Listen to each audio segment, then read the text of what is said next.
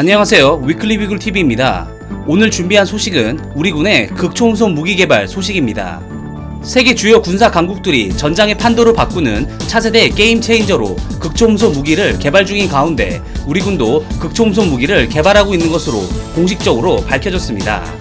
국회 입법조사처는 10일 발표한 극초음속 무기체계 국제개발 동향과 군사안보적 함의에서 우리 군도 극초음속 무기체계 개발과 관련 2000년부터 산학 공동으로 다양한 연구를 진행해 왔으며 2004년부터 국방과학연구소가 주도적으로 관련 연구를 진행하고 있는 것으로 알려져 있다고 밝혔습니다. 국회 입법조사처는 국정 전 분야의 전문 연구기관으로서 각 분야의 전문 인력들이 다양한 시각에서 연구, 분석한 자료를 국회의원들의 의정활동을 위해 제공하는 연구기관입니다. 이번 국회 입법조사처의 극초음속 무기 개발 발표는 우리나라가 극초음속 무기를 개발하고 있다고 공식적으로 인정하는 셈입니다. 이에 극초음속 무기가 무엇인지 그리고 우리 군이 준비하고 있는 극초음속 무기의 현황에 대해 알아보도록 하겠습니다. 첫 번째로 극초음속 무기란 무엇인가입니다. 극초음속 무기는 마 5 이상의 속도로 일정한 포물선 형태가 아닌 자유자재로 기동하는 신개념의 공격수단입니다. 이 때문에 기존의 방어체계로 막을 수 없는 무기로 여겨지고 있습니다. 극초음속 무기는 고도 100km 이하에서 포물선이 아닌 자유로운 곡선으로 비행하다가 목표 지점 근처에서 수직에 가까운 각도로 낙하합니다. 마지막 단계에서 수직으로 급하강하는 것은 목표 지점 근처의 방어체계인 요격미사일 등의 위협을 피하고 중력 가속도로 강력한 피해를 주기 위함입니다. 극초음속 무기는 미국보다 중국과 러시아에서 먼저 개발했습니다. 이에 국방기술이 가장 앞섰던 미국은 당황하지 않을 수 없었습니다. 다급해진 미 공군은 패스트트랙으로 이 무기 개발에 들어갔습니다. 그 정도로 극초음속 무기는 상대국에게 굉장한 위협이 되는 전략무기로 인식되고 있는 것입니다. 패스트트랙으로 급히 개발에 성공한 미 공군은 작년 6월 B-52H 전략폭격기에 극초음속 무기인 AGM-138A를 장착해 시험에 성공했습니다. 극초음속 무기는 워낙 속도가 빠른 데다 저고도 비행에 회피 기동 능력까지 갖고 있어 현재 기술로는 막을 방도가 없습니다. 즉 현존하는 요격수단이 먹히지 않는 그야말로 게임 체인저라고 볼 수 있습니다. 혹자들은 ICBM은 종말 속도가 마 20에 달하는데도 요격이 가능한 지금 극초음속 무기는 마 5 정도의 속도로 진입하는데 요격이 가능한 것 아니냐고 반문할 수도 있습니다. ICBM과 극초음속 무기의 진짜 차이점은 따로 있습니다.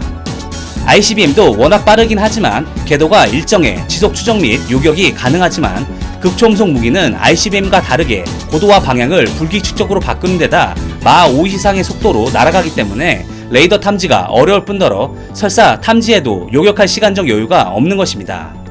적의 미사일을 탐지하고 요격하는 절차는 일반적으로 최대 6분 안에 이루어져야 합니다.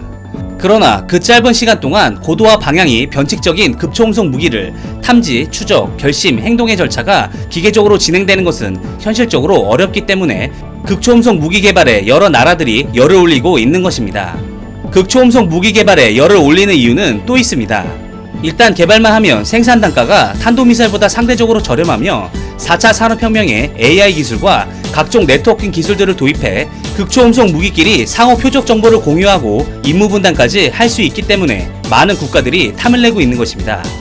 전문가들은 앞으로 10년 뒤에는 극초음속 무기를 가진 나라와 가지지 못한 나라로 국방지도의 판도가 바뀔 것으로 내다보고 있습니다. 두 번째로 대한민국이 준비하고 있는 극초음속 무기의 개발 현황입니다. 미국은 1990년대부터 극초음속 무기의 연구를 시작했습니다.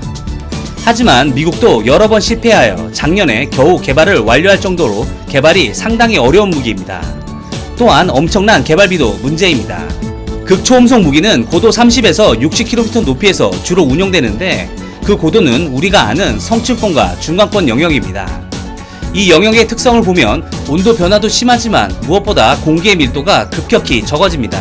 영상의 그래프를 보면 공기 밀도는 고도 40km에 이르면 거의 0임을 알 수 있고 온도 변화는 지표면이 섭씨 20도일 경우 고도 10km에서는 영하 55도, 고도 50km에서는 영상 0도, 고도 80km에서는 영하 80도에 이를 정도로 고도에 따라 온도 변화가 급심함을 알 수 있습니다.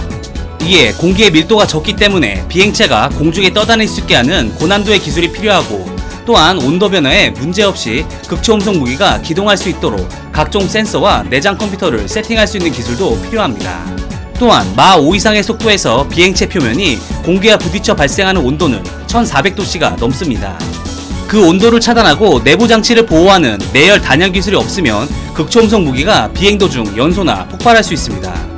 게다가 혹시 모를 요격 위협으로부터 살아남기 위해 필요한 RCS를 줄이는 기술 또한 필요합니다. 미국은 마찰열을 차단하는 기술을 개발하기 위한 개발 비용만 2018년에 400억을 넘게 쏟아부었습니다. 이에 얼마 전 여론들은 우리나라가 과연 개발을 할 수 있을 것인가에 대한 의구심으로 가득 차 있었습니다. 하지만 군 당국자들은 동북아가 머지않아 극초음속 무기로 전략 환경이 완전히 바뀌는 만큼 비용이 많이 들더라도 연구 개발해야 한다는 것으로 의견을 모았으며, 가장 중요한 사실은 한국의 기술은 이미 극초음속 무기를 개발할 만큼 성장해 있다는 것입니다. 이미 러시아, 중국, 미국뿐 아니라 인도, 독일, 프랑스, 일본, 호주 등도 개발에 박차를 가하고 있습니다. 즉, 극초음속 무기 개발은 선택사항이 아닌 필수 요소인 것입니다. 국방과학연구소 관계자는 극초음속 무기와 관련된 기술을 상당히 축적하고 있다며 중국을 따라잡을 수 있다고 말했습니다.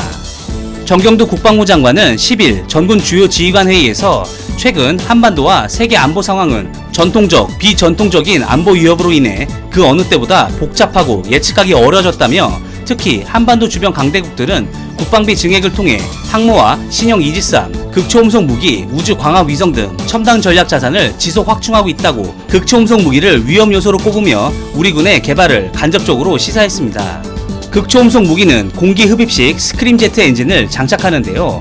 스크림제트 엔진은 외부에서 유입되는 공기의 속도를 초음속으로 유지한 상태에서 연료를 연소시켜 추력을 얻습니다.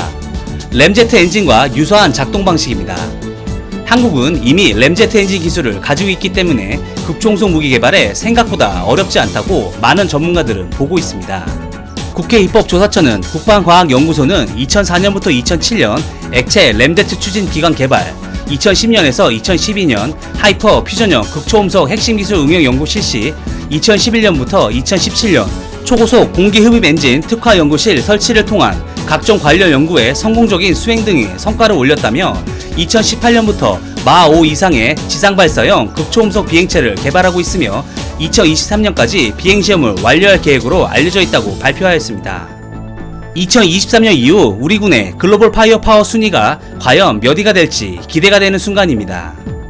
이상 위클리 비굴이었습니다. 시청해주셔서 감사합니다.